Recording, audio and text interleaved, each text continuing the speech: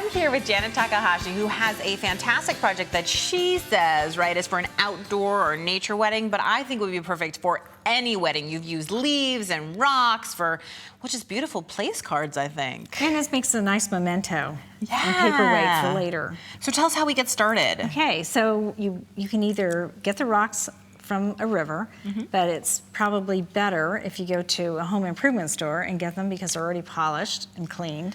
Oh, because if you get them from a river or out your yard, I assume they're rough. They're very rough, exactly. And then I take a scrub brush and I just scrub them extra more, right? And then you use a pencil and you can draw your line. So this blew my mind.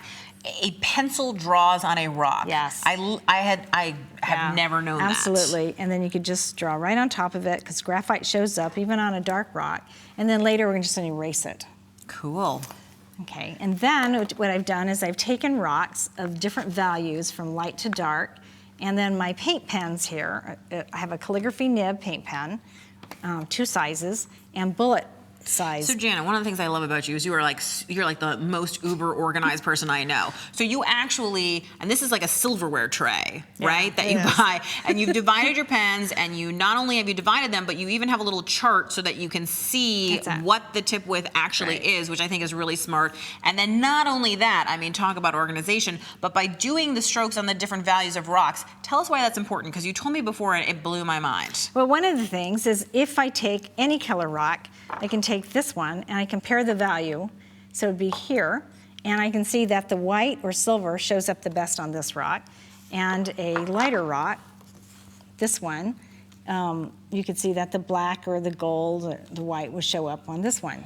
That's interesting because I never think about it as like, so this is basically you're always creating a reference. And and whenever I have seen your work, you always have a reference sheet with you. And I think it's just such a smart tool as an artist to not have to sort of be guessing every single time. That's right. So you can pick any rock and then you know what is going to show up the most. Now on a dark rock like this one, even though the black lettering doesn't show up very well on a dark rock, you can still outline it in gold, which is a highlight, and it shows up. Cool tip. And you have another great tip, I know, because you told me about your napkin tip. That's right. So I take a napkin, I make a nest, a working cradle, and so if you have an irregular shape, you can just nest it in here, and then hold your hand, and then it allows it to be a flat surface.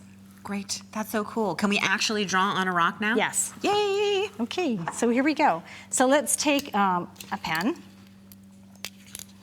and you can try it out on a dark color or a light color. But you always have scratch paper nearby just to make sure that your pen is working. And then what you can do with a pen is you can write with it and then hold it on the corner of it to make it so cool. Because again, that calligraphy nib that goes fat to thin allows you to do all sorts of cool stuff. Okay, so let's write on, we'll write on this one. And just go for it. Just go for it. Just be brave. And of course, if you were nervous, you have that pencil line if you want so that you can trace it and so that you make sure everything's sized correctly. So what a beautiful J. And you've done that thick and thin thing there, which I really like. And of course, that calligraphy tip is what lets you do that. And then we're going to get the bullet pen. I'll test it over here. See that it's working really good. Adds a little dots. I can see how juicy it is because the ink almost looks dimensional on there, which is neat. And then we'll take another one. This is the extra fine bullet. Okay, and that just means that the tip is super thin and round. Sometimes I think when I'm looking at pens and buying tips, I don't always know what all the things mean. So like bullet tip is always going to be a round tip. Calligraphy is always going to have that like sort of chisel nib. That's right. Exactly. So it makes it really nice, thick and thin. Cool. So you can add any ornaments you want. You could do musical notes, you could do flowers, all sorts of stuff. And I know that you've taken this idea and you've also put it onto leaves and all sorts of stuff. And you gave me a good tip about the leaves that you used, actually. Well, these are silk leaves. And so what's really great about that is they'll last forever.